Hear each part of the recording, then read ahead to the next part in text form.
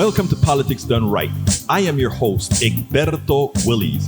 This is a progressive program that will take the mystery out of politics. This is the program that will encourage you to make sure government becomes we the people. Whether you are liberal, progressive, conservative, or otherwise, you get to air your point of view. We are an independent media outlet that, unlike mainstream media beholden to corporations, we only owe allegiance to you. Remember, you can also send me a tweet at EGBERTOWILLIES. That is at Egberto Willies. Let us engage. It is Politics Done Right. Welcome to Politics Done Right from the studios of KPFT 90.1 FM, Houston, your community radio station. We have a great program for you today.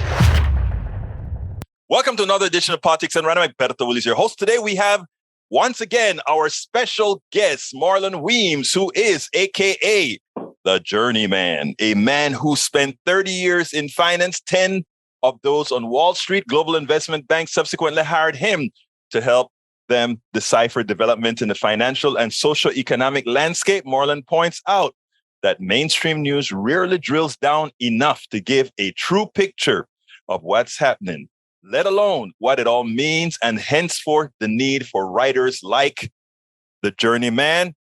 Marlon Weems, welcome to Politics Right once again. Good to be with you. Hey, look, we have to get rolling on this conversation right away. There are two big issues that are hitting us up right now. One is, of course, that I want to tackle first and then get it out of the way. And then it's the economy, Biden, where do we go from here? A possibility of a negative GDP in this next coming up, which I don't think means recession, but we'll talk about it. Anyhow, what are your thoughts so far on the hearing? Oh, the hearing. Oh, wow. It's just every time. And this last one, for me anyway, it didn't like make my mind change in any way, except to just recognize how we dodged a bullet. I mean, it's frightening, honestly, to see just the level of corruption. And what really gets me the most, and what I holler at my TV about, is I'm just not seeing folks going to jail quick enough. Yeah. I mean, if either of us did an nth of what we're learning, this would already be over. That, let me tell you what got me with this last hearing, even though implicitly I think we all knew it, right? We had Donald Trump, let's say, I think they said 100 and something minutes not doing anything. 187 minutes. 187 minutes. But the bigger question is, how does something like what occurred with that insurrection, with that attempted coup occur, and nobody can reach any leadership in law enforcement to execute? And why is it that even with this commission right now, that isn't a central issue, that we had a president who actually held on, prevented? There's a memo that Tom Hartman sent out yesterday. Yes. And it showed a list of what Clark sent, all the things the National Guards couldn't do. They couldn't carry weapons. They couldn't engage anybody. They couldn't get there until they're called. A whole list of, there's a document that prohibited the law enforcement. I think what we, when we saw it happening, I don't think it was clear at the time just how systematic this was. But if you remember, and I remember at the time going, okay, whoa, what's this guy up to? I mean, because you started to see him replacing people in these key positions with folks that you knew didn't know what the heck they were doing. Kash Patel, the guy he put in charge of the Defense Department, and he's moving these chess pieces around, but connecting it to the actual physical violence wasn't quite as obvious as this committee has made it over, what have they done, 8 different hearings, I think. So, yeah, they're definitely, I mean, and the entire presidency, I think, underscores what can happen when you rely on tradition and norms. Exactly. And even laws. I think it was Adam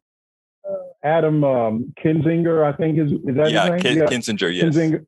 So I think he made a good point during the hearing when he said, laws are just something written on paper. But if you got somebody that doesn't care, then you're in trouble. And, for me, and I'll just wrap it up, this thought, what really bothers me, I think, more than any of this stuff, is how, and I'm going to say the media, but not only them, even politicians, both sides, the Democrats as well, this whole idea that he can even run.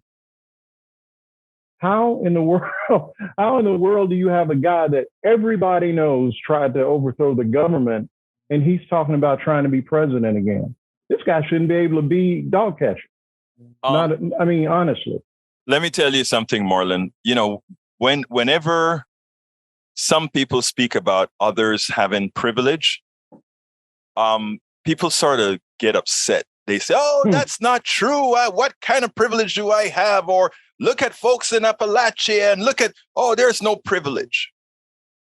But, if I looked at you and I said the president of the United States had several kids out of wedlock, had several baby mamas, raped several women, also is on tape saying, when you're like me, you can grab them by the pee. When you have a president that goes out and cusses, use vulgar language, is misogynistic language, uses epithets and you name it, that's what this president has, or that past president did. Imagine if President Obama had baby mamas running around. You can stop right there. Yeah, you can stop right there. Right. Imagine if, look, Donald Trump is the exact caricature of what many like to caricature as that not worthy person of color, that not worthy black man. And it's amazing how it's mirrored all on guys like, and it's not only Donald Trump. We can go through list and lists from the founding fathers and otherwise. They make it seem like, these are the guys that don't have control. These are the guys that can't do X, Y, and Z. But from the founding fathers, this crap has been happening. It's just now it's televised. Your thoughts? Well, let's just add to the list something that does not get talked about very much at all. And I knew something was up when in 2015, when Trump ran and this did not get brought up. You may or may not know the Trump casino. I want to say it was in 2015, perhaps, received the largest fine that a casino had ever received. And this was from what's called FinCEN. And it's basically an entity that is related to finance and financial crimes. And what they do is, and I had to deal with them. Every broker in the country has to deal with them because it governs money laundering. Right. And the Trump casino got a $10 million fine for repeated violations of money laundering, money laundering, bank secrecy, this kind of stuff. And I have thought about that a lot, especially given all that we know about how this guy operates, especially with his finances. So when you see something like that just sort of get shrugged off. Nobody really brings it up. You just realize the difference. If I ran for something, folks would be looking to see how many times I overdraw my bank account. Right. I also think, Marlon, is there's another dynamics here, and there are two dynamics really, right? There's one that we can play on things like the issues of Trump having privilege and so forth, but there's the other issue where having a buffoon with financing behind him is actually good for a whole lot of other capitalists out there. The way they saw it is they were going to go to the cleaners, and guess what, Marlon? They went to the cleaners. They certainly did. They took us to the cleaners. They took us to actually, that's what I should have said. They took us to the cleaners. I mean, because you just look at it there in terms of real policy. He didn't do that much. No. There were some things that he kind of, let continue to go as they were. But Supreme Court justices, tax cut, not for us, but right. That is why when I hear guys like Lindsey Graham talking about how now we got to be, if we can just get back in, we got to look at these entitlements. We got to get this budget deficit straight. They added like $2 trillion to the budget deficit just with that tax cut. And it was supposed to do all these things. It was supposed to unleash the job creators. And, you've heard all the talking points. Now, that's why I always think this is all a cahoots. If you listen to my show a lot, right? I don't only hold Republicans or MAGAs accountable. I also hold Democrats accountable. And the reason why I also hold Democrats accountable are multifaceted, right? Numero uno. I mean, right now, the Republicans have a document, a paper stating that they want to reevaluate every 5 years all our, I hate the word entitlement. Right. That's his proposal that he wasn't supposed to release it, but he did. The funny thing about it is, I think it is political malpractice that every single Democrat does not have talking points right now.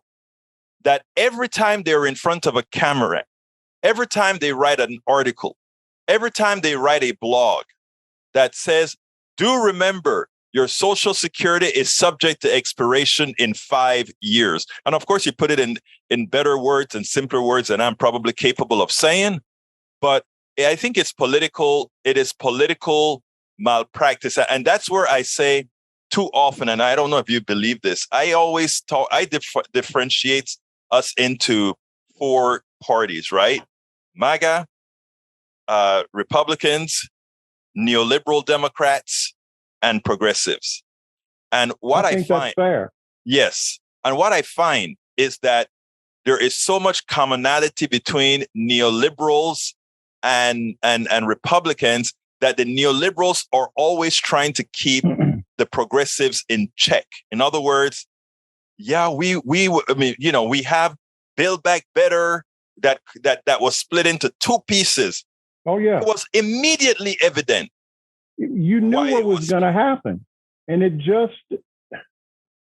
well, I think there's another factor there. And, you call them neoliberals or moderates or whatever you want to call them. I think that there's a certain faction of the Democratic Party. And I think as a person of my age, I can say this, these people are too old. And I don't mean old in age, but right up here, even Biden, I hate to say it. Now, don't get me wrong. I want to just say up front, if it's Biden and whoever the Republicans it is going to be Biden. Up, yeah, I'm voting for Biden. But is he the best thing that we could have? I don't think he is. I don't even think he's going to run in the next. I don't think he can make it for another 4 years. I hope he does not run. But like I said, if he does, I'm voting for him. Yeah. I have some ideas of who could win, I think. What's your thoughts on that? I'm curious. Gavin Newsom, Kamala Harris. I mean, I would assume she would be in the top spot, Right. because I don't see how you can be vice president and then have another guy come in and be the vice president, and you're going to be under him. Right. That would piss off every black woman in America. Heck, it ought to piss off every woman in America. If I can use that language. But the interesting thing, that's cool. The interesting thing about it is Kamala Harris has to somehow find a way to get more visibility and also improve her negatives. Because I have some thought on that too. What are your thoughts on that? I've already started kind of drafting a piece on this. I'm just busy with some other stuff, but I believe that she should be the person front and center on, abortion, choice, that, all of these different things that they're throwing at us. Right. Loving, interracial marriage. She can speak to that.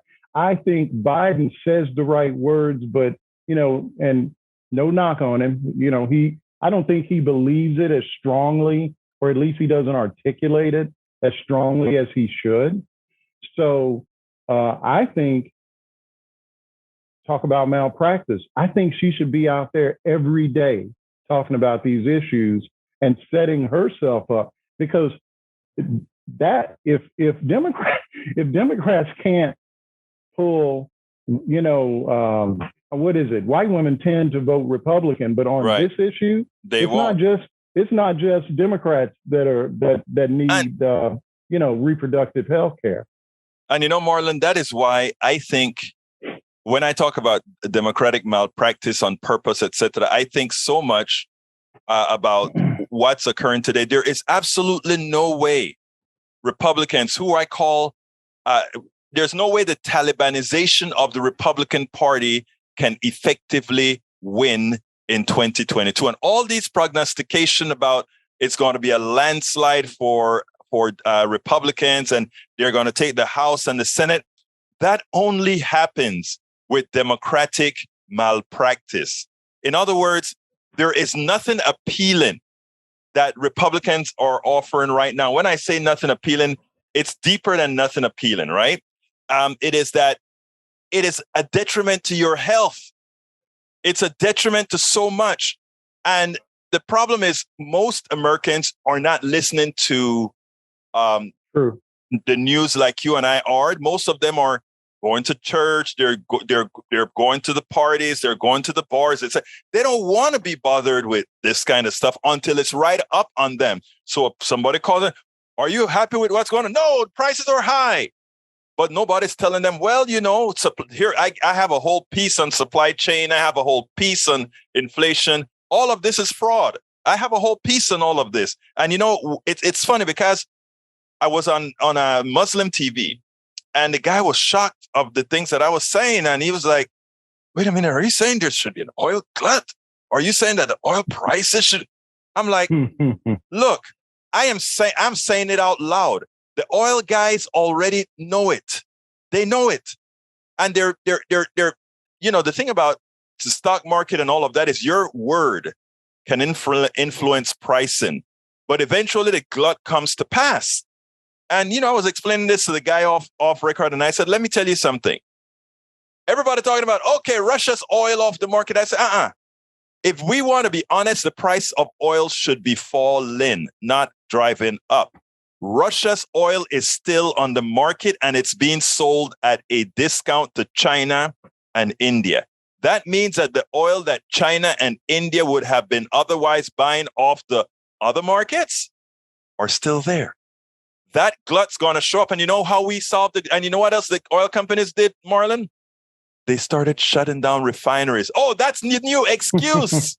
And the oil that Biden is letting out of the reserve, we can't refine it because it's shut. So we're shipping it overseas. And as soon as we ship it overseas, Fox News says, why is our prices so high and Biden is shipping oil overseas? Marlon. It's a game, Marlon. Yes, and we are losing it because we don't have enough people saying it. Your thoughts? It's hard to argue with that. It's hard to argue with it. And I mean, if you want to talk about inflation for a bit, I guess it was right around the time that that Biden was put in office, I wrote something. Larry Summers, the economist. And see, this is what I'm talking about. This is who Biden's listening to. Right. And he hadn't. I don't think he had taken. He had actually been inaugurated yet when I wrote this. But of course, Larry Summers was warning that we're going to have all this inflation if you give these people another check. Okay.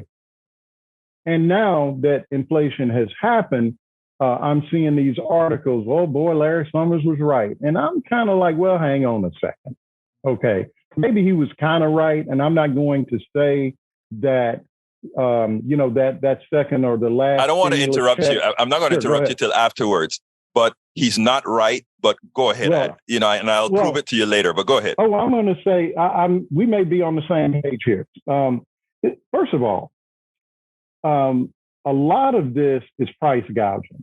Mm-hmm. Now, you have to think, if you think back, and I was talking about this at the time, we're talking about, I don't know, a year and a half ago, you had guys like Chipotle talking about, oh, we got to raise prices because now we're paying people $15 an hour, right? And the price increases were not commensurate with the amount of increase in wages. Mm-hmm. But, so just put that over there to the side.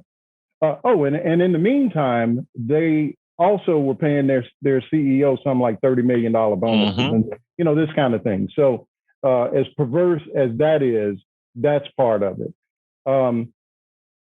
And of course, I'm sure you talk about this on your show. I know you do. All the oil companies are making stupid amounts of profits.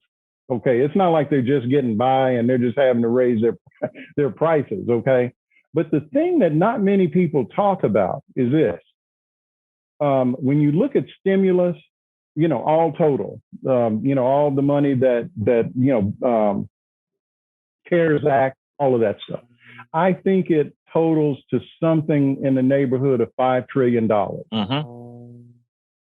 But what doesn't get talked about is while that was happening, the Federal Reserve was over here just printing money because they had to save Wall Street and the stock market. Mm-hmm. Now, that total just under, so basically the total amount of just money the government put in the system, $10 trillion, $5 trillion went to help, help people not be out on the streets. The other 4.8 trillion, something to that, in that area, that was the Fed. So in my mind, I think we had to give people money to stay at home. We had to give people money to be able to pay their rent, even though some states like my home state, Arkansas, wouldn't take the money, which is a whole different conversation. But did we really have to put $5 trillion into Wall Street? I don't know. I don't think so. So all that to say, I think that there's a strong argument that the Fed is the cause of this. And they didn't move fast enough to slow it down because, the economy grew, I think, year over year, I think it's close to 10%. Yeah. That's incredible. Now, the Fed target, just to wrap up, the Fed target for what's acceptable inflation is like 2%. So they had to see this happening. So what were they thinking? So anyway, that's my thought. There is so much to deconstruct with what you've said, and what you've said is absolutely the truth. You can listen and or watch Politics Done Right Mondays through Fridays on Facebook Live at facebook.com/Politics Done Right or on YouTube Live at politicsdoneright.com/YouTube. Please do not forget to follow me on Twitter for updates. My Twitter handle is @Egberto Willies, @EGBERTOWILLIES.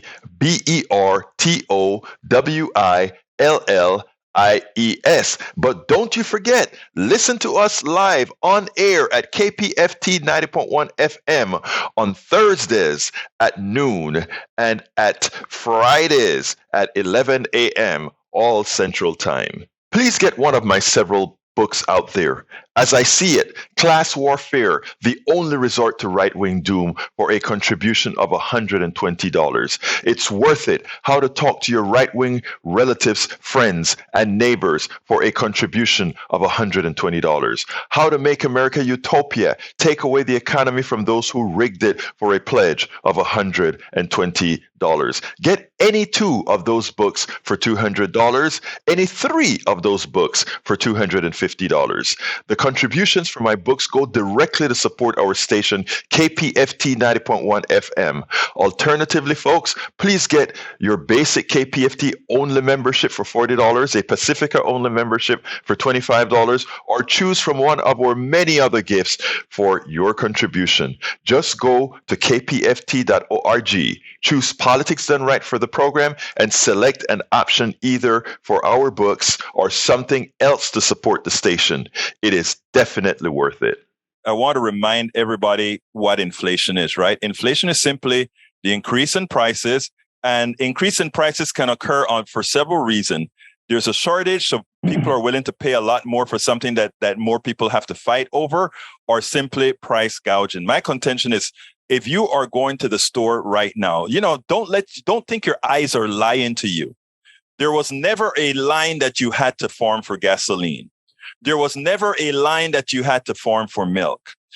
There were a few shortages of eggs because of the avian flu, so I can understand a little bit of fighting for eggs.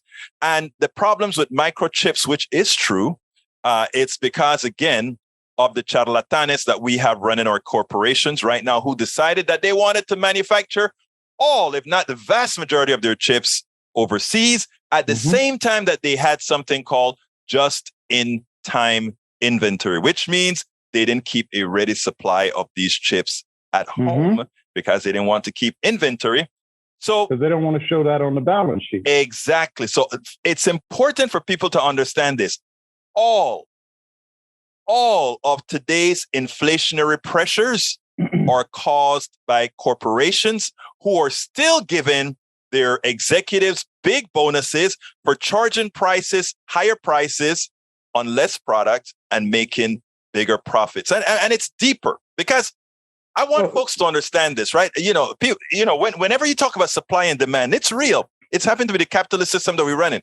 When I came to this country, I didn't believe in supply and demand. I still don't, but since I live in, I understand it. I understand why it works.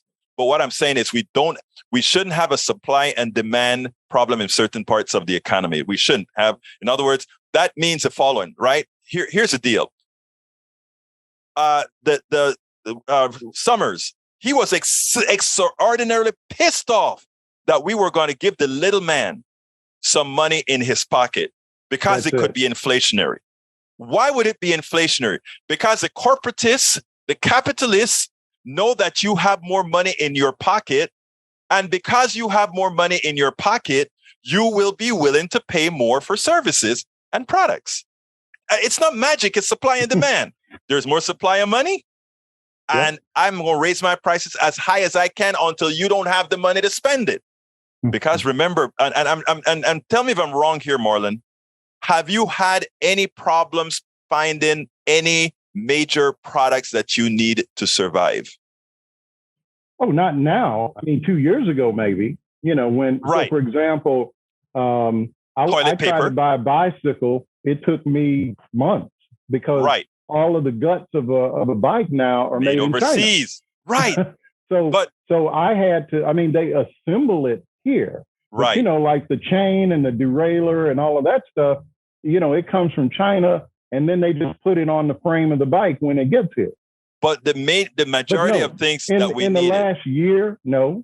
Now, let me tell you. I'll just say, I'm sorry. Go ahead. Go ahead. No, please go ahead. Please go ahead. Well, no, I've been around long enough to remember what a for real gas shortage looks like. Exactly. Back in the 70s when people were around the block. Right. And what's funny? Gas was like 99 cents, and people were like, if it goes over $1, I am not buying. And of course you have to buy it.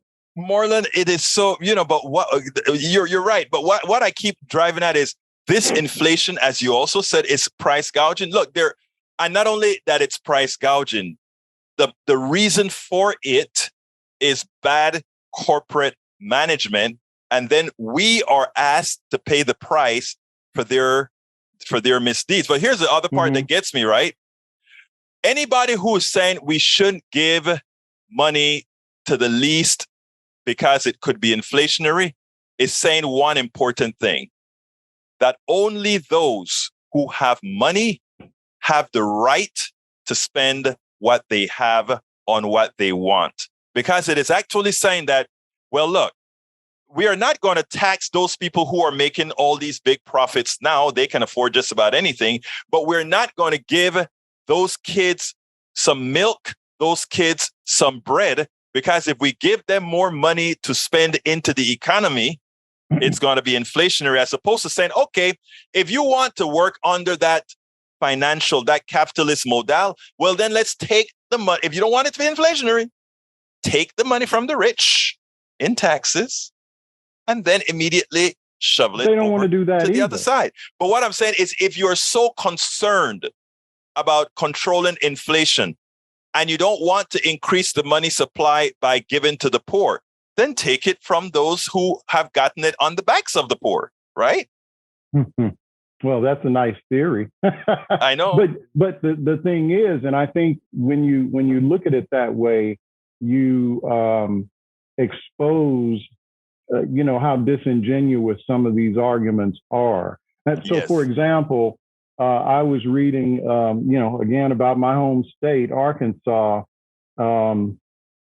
You remember when Democrats passed, rental assistance money that got sent to all the states.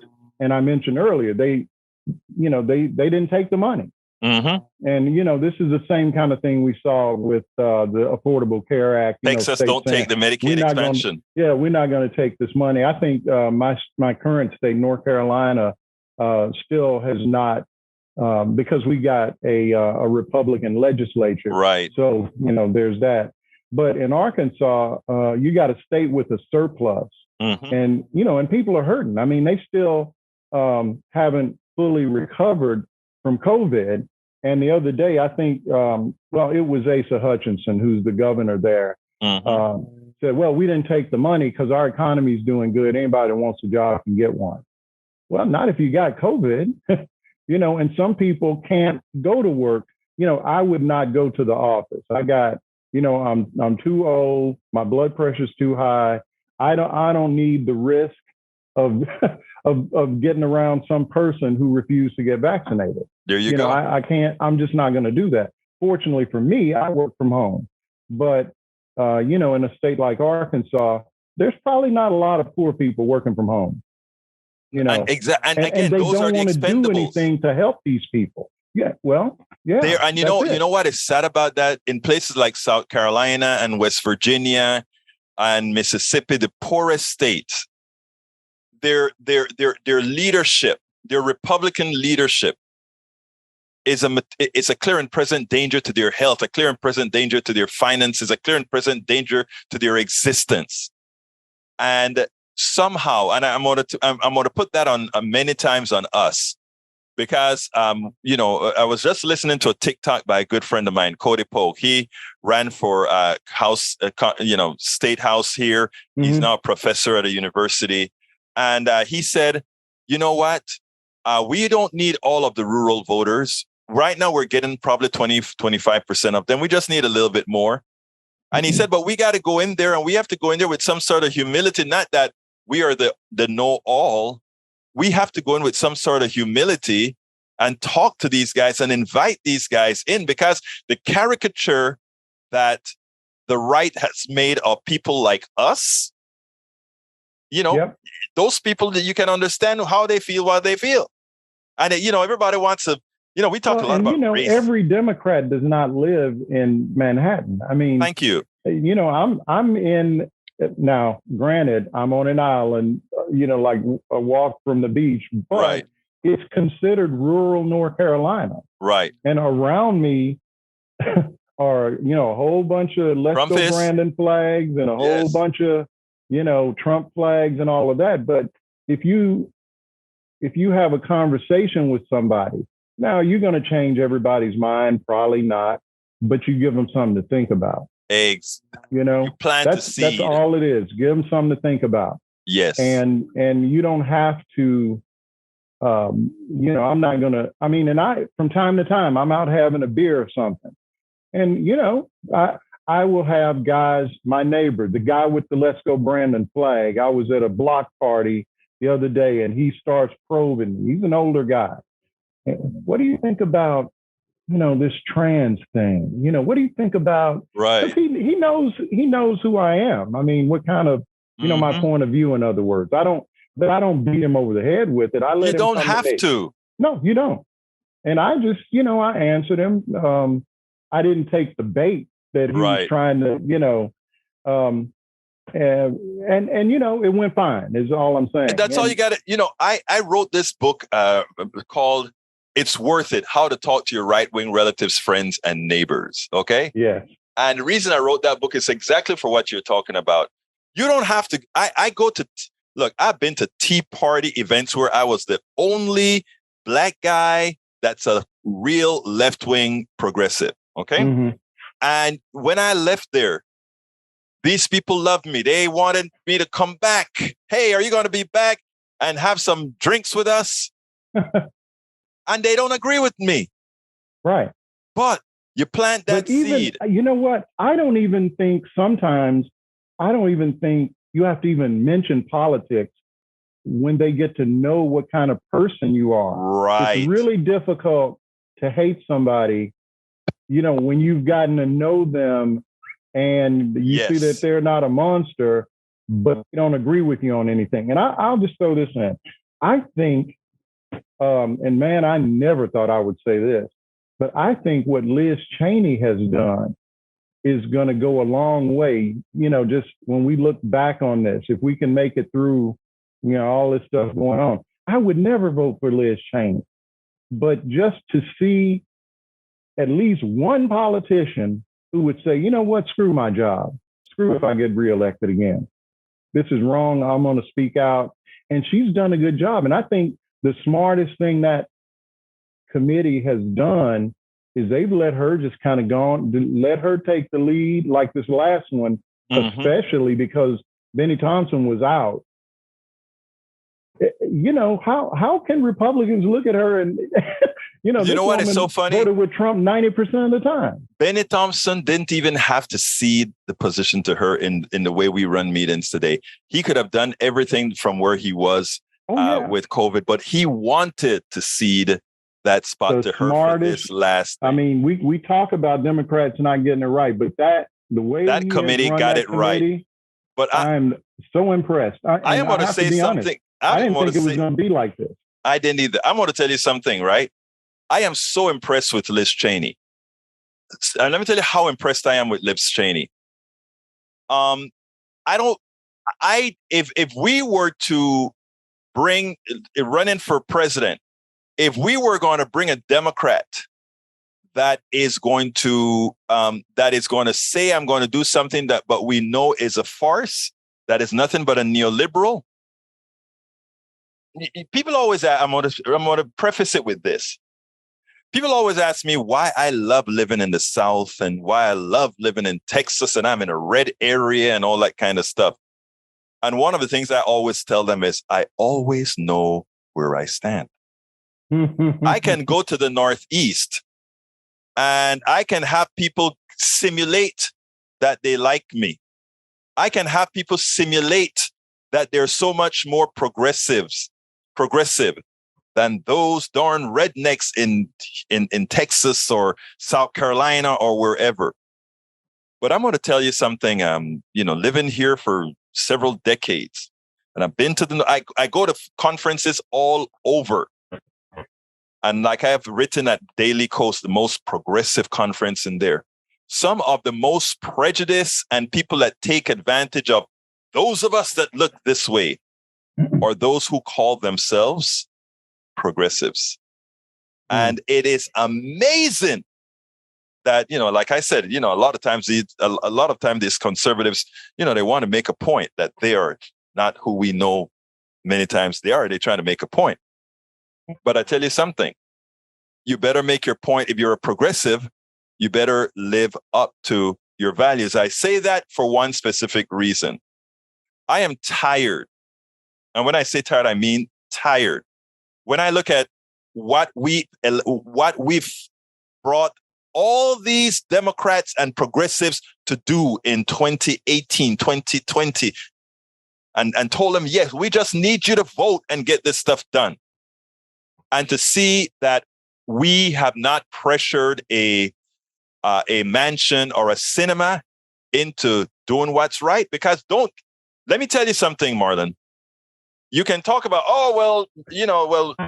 mansion is going to jump ship, so you have to be careful of how you deal with him, or cinema is going to jump ship or whatever. At this point, I say, so what? Right now, well, let me tell you something. I mean, going into the midterms, I'm trying to think of who made the argument that I think I heard Tom Hartman talking about this, but I'm not sure he's the person who said, basically, call his bluff. Yes. Call his bluff right now, because we're going into the midterms. And if you talk about something motivating people, let him go ahead and be a Republican. Exactly. Because he's really won now. And so, in effect, we'd have to win that majority back. Right. And, we're poised to do it. Georgia, we're going to win Georgia. We're going to win Ohio, and we're going to win Pennsylvania. It would be malpractice. I think there's a chance that we win Wisconsin. And Barnes, because Barnes. You got J.D. Vance up there talking crazy. No, J.D. Vance is Ohio. Wait, I'm sorry. That's Ohio. It's Johnson. Johnson is Ron Johnson. Johnson and Ohio. So we can win Ohio, Wisconsin, Georgia, and Pennsylvania. I love Fetterman. So Fetterman, it kills me. Mm-hmm. But to your earlier point about the North-South thing, and I've lived in both places. Right. For, I spent 13 years in the New York, Manhattan and, surrounding, sometime in New Jersey. And it's interesting that you would mention that, because I'm actually, my next piece, and it's something I'm trying to make sure I got it right, because I'm going to talk about racism that I experienced in the first half of my career in the Northeast. Which was in the South. Oh, okay. And then the last half of my career was spent in the North. So it's going to be two parts. Mm-hmm. The first part is the South, and the sort of the theme of the two is the racism is in both places. The delivery is what's different. That is. I've written some of that at the Daily Coast. I've written some of that in one of my books. And interesting enough, Marlon, I'm glad you said that, right? I always remind people that the most severe bus riots for integrating schools occurred in Massachusetts. In Boston, Massachusetts. People wouldn't believe it, but man, I remember well. Yes. How we were shocked in the South. I was like, what? I didn't know it was like that up there. But some of the most segregated places, man. I've got relatives in Chicago. Right. And I'm sure it's probably a little different now. But, I think maybe they lived in the South Side. I'm not really sure where. But they had never been out of their neighborhood. Mm-hmm. It was like they lived in a completely different ecosystem than... Right. We flew up there. This is when I was a kid. We flew up there. We were staying at, I don't know, the Drake Hotel or some really nice place. And, we went to see my cousins. They didn't even know what I was talking about. They didn't know where my hotel was.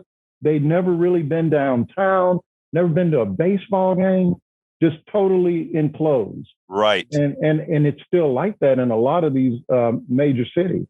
And, that's why when I hear a lot of the clowning from people from up north or whatever, or a lot of times the people up north give me trouble because of the way I always try to bring folks together, et cetera. And it's like, oh, no, those people are. And I'm like, wait a minute. I remember going to Netroots And when I'm trying to do an interview, when Bernie Sanders came in and Black Lives Matter came, and one of the guys actually, I'm asking for interviews, right? These white guys are standing up, and the white girl comes and she says, I'll do the interview. I'll do the interview. I'm like, thank you, ma'am. Let's go ahead and talk. And these three other white guys, yeah, go be the white token. This is at a progressive conference. Wow. You know, and I looked at him and I said, isn't this a progressive conference? He didn't turn red, like didn't really know what to say. But you know, I go to these conferences and I stand out like a damn raisin.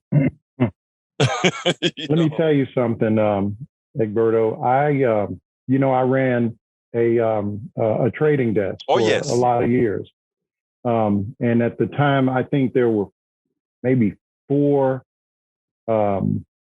African Americans that were even, in some form of running a trading desk. There were at different firms. And that was counting just not only the brokers, but even the buy side, the money managers and so forth. In fact, that's where the other 3 or 4 guys were. We interacted with large firms that said they wanted to do business with minority firms, right? And I got to a certain point that I just said, screw that stuff, because I can't live on what they wanted. What they wanted to do was put you in a little pool and say, here's an X amount of money. That's the most you can make. And we got divided up between 20 firms. And I'm kind of going, like you did with Netroots, I'm going, ain't this supposed to be capitalism? Mm-hmm. What do you mean I can only make 50 grand a year? I mean, like, as a firm, that's all you're going to pay me. So regardless of performance.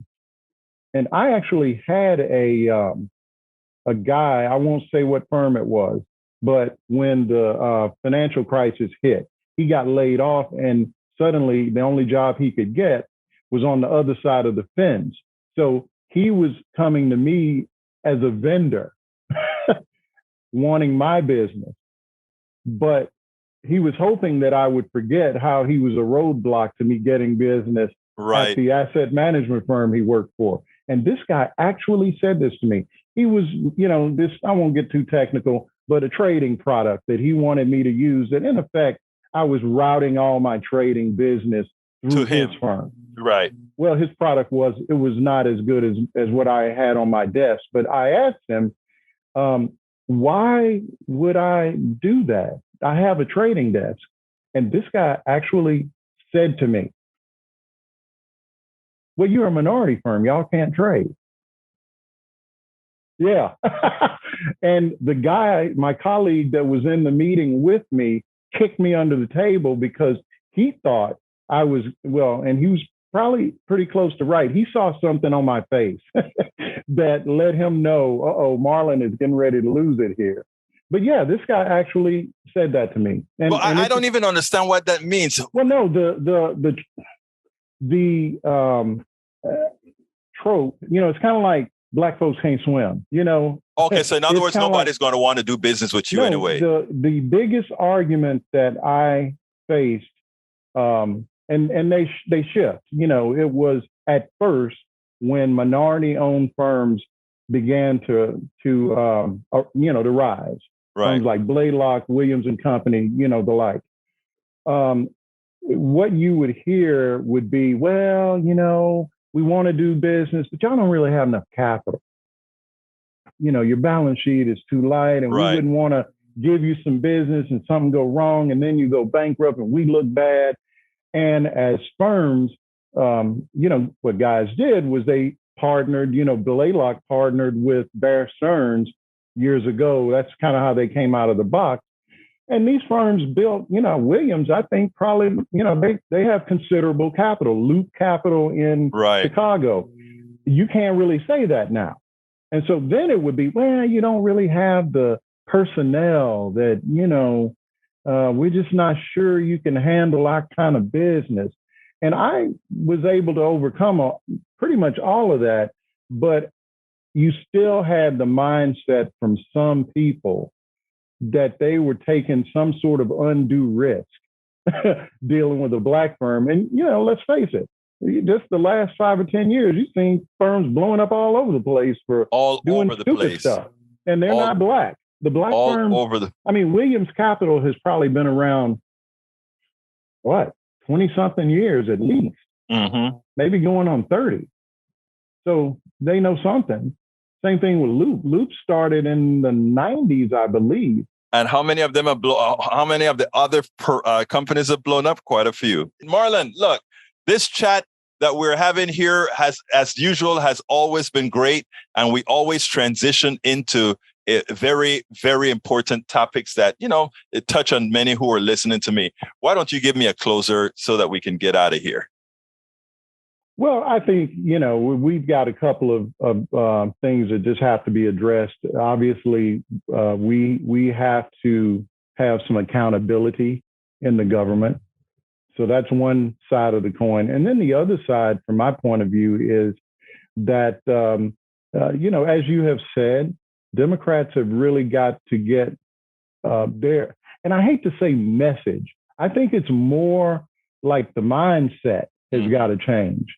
I don't need any more talking points. I need some folks doing some stuff. And I'm not saying they haven't done anything. The House has done a lot. The Senate, not so much. So we got to fix that. And I think we got the opportunity to address it here in a few months. So I just hope we do. Marlon Weems, the Journeyman. Check out Marlon Weems' Substack, The Journeyman. It's The Journeyman is a Substack. And he's also on Medium. I'm on Medium too, but I prefer my your Substack. thejourneyman.substack.com. And guys, it's going to be right here in the blog post. Please go ahead and subscribe to this man. This man knows what he's talking about. Marlon Weems, thank you so kindly for having been here with us. My pleasure. Carl Cox says nuclear energy is not clean.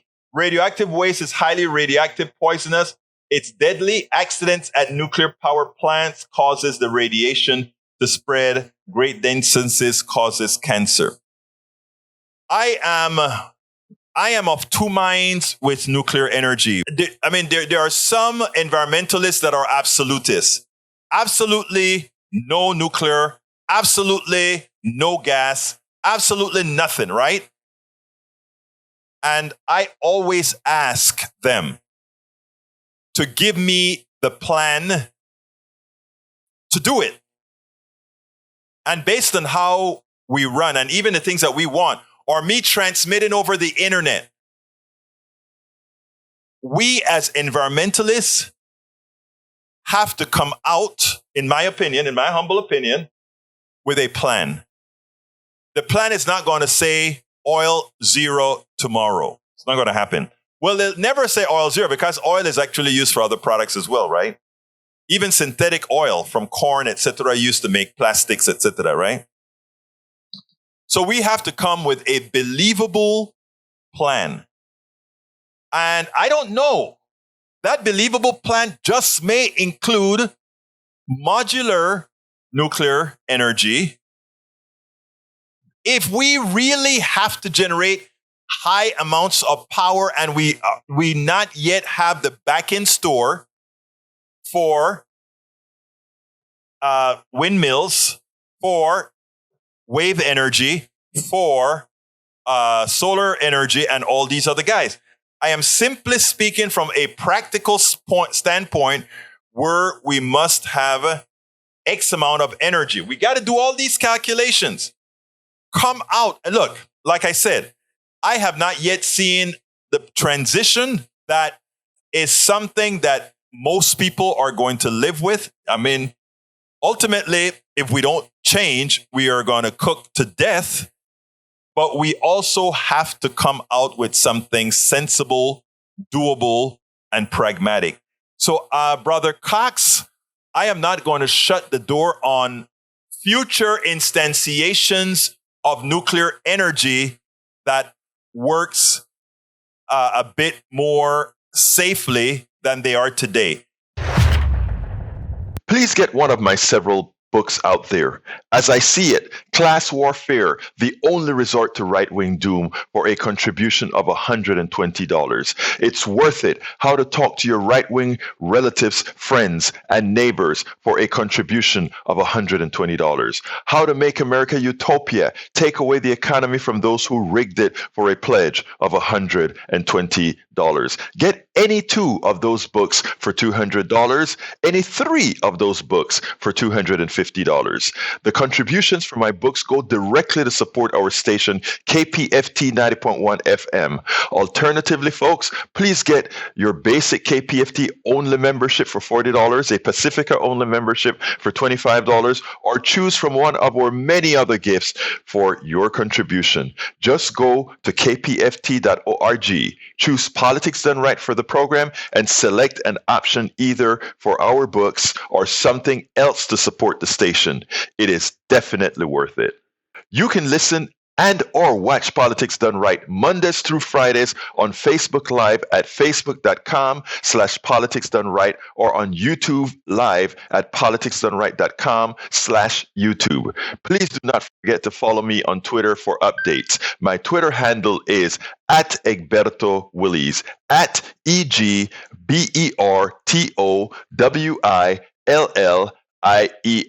But don't you forget, listen to us live on air at KPFT 90.1 FM on Thursdays at noon and at Fridays at 11 a.m. all Central Time. Please remember to keep your community radio station in your minds. Keep KPFT on your mind. Talk about it. Tell your friends about it. Tell them you know about this station in town, 90.1 FM Houston, that needs your support. That is there to provide that nourishment that we need. KPFT 90.1 FM Houston. Well, folks, that's it for today. You know how I'm going to end this baby. My name is Egberto Willies. This is Politics Done Right. And you know how I end this baby. I am what? Out.